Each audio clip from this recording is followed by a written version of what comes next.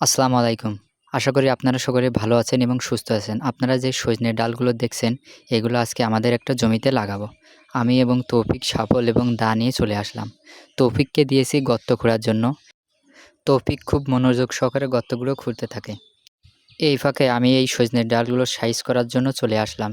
এসে এখানে সজনের ডালের যে গোড়ার দিকে অংশগুলো মরে যাওয়া মতন হয়েছে, ওইটুকু আমি কেটে ফেলে দেবো এবং প্রত্যেকটা ডালকে সমান ২ ভাগে বিভক্ত করব। ভিডিওটা লং হয়ে যাবে বলে আমি এখান থেকে একটু ভিডিওটা ফাস্ট করে নিয়েছি।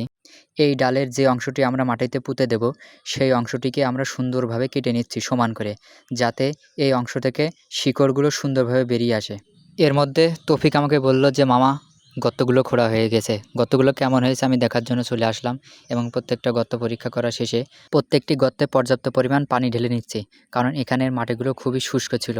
গর্তগুলো আগে পানি দিয়ে ভিজিয়ে নিলে আমাদের যে গাছটা আমরা এখানে লাগাবো, সেই গাছটার শিকড়টি বেরোতে একটু সময় কম লাগবে, যার জন্য আমরা পর্যাপ্ত পরিমাণে পানি ঢেলে নিচ্ছি।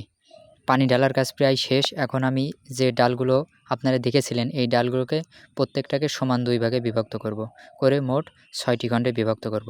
এখন আমার ডালগুলোকে ৬টি খণ্ডে বিভক্ত করা হয়ে গেছে। এখন আমাকে এই ডালগুলো যেখানে গর্ত খুঁড়েছিলাম ওইখানে নিয়ে যেতে হবে এবং প্রত্যেকটা ডালের আগাতে গোবর বাঁধতে হবে। সো যেমন কথা তেমন কাজ। আমি দুইটা করে ডাল ৬টাকে ঘাড়ে করে নিয়ে যাচ্ছি সেখানে। আমরা যে স্ট্যান্ডটিতে এই যে আমাদের এই সজনার ডালগুলো লাগাবো, সেই স্ট্যান্ডে আগে আমাদের নারিকেল গাছ ছিল।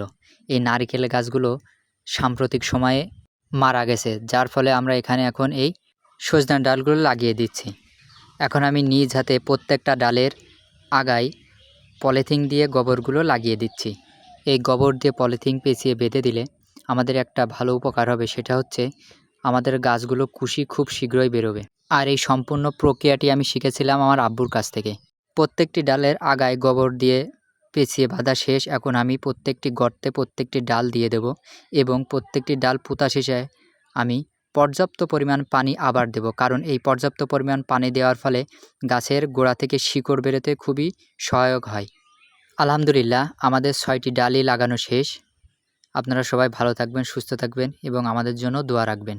আসসালামু আলাইকুম।